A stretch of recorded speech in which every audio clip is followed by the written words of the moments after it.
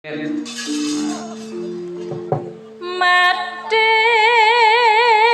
seri angling darama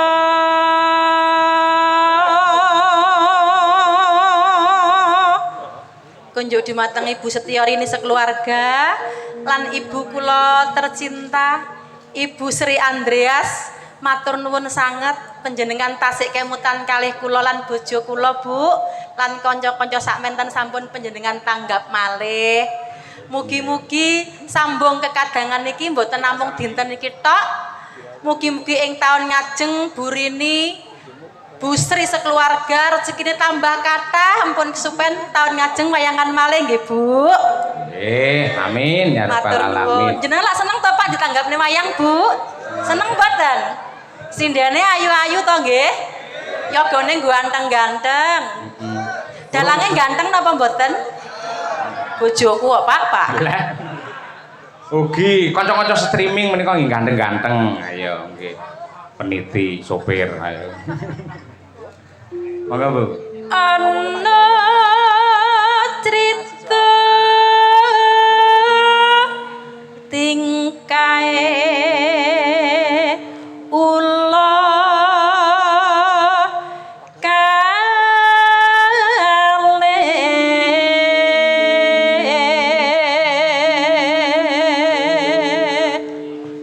Nano ingkang samya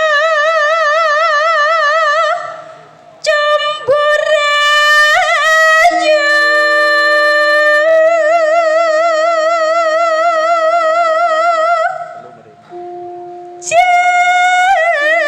jenenge ula tampar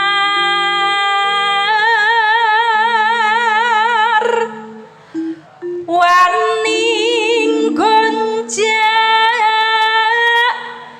garwane sang maha wiku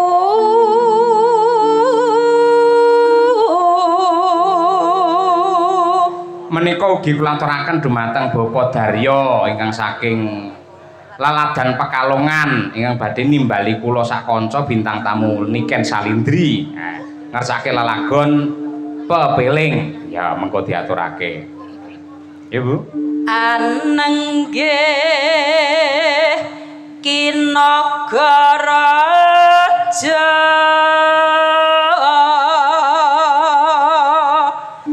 sasilih nyinaga